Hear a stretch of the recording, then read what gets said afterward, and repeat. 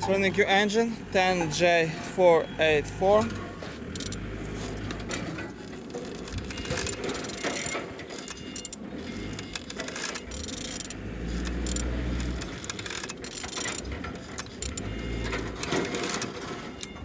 Turning good, and the front engines looks good, as you can see, no damage.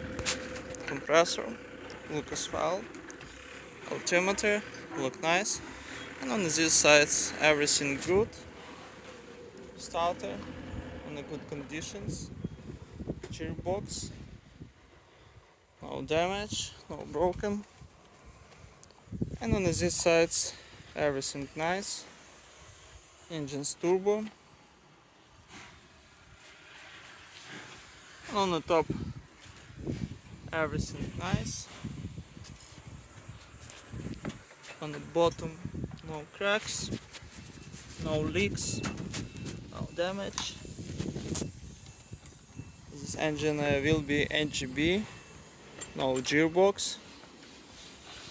And K9K engine 10J484.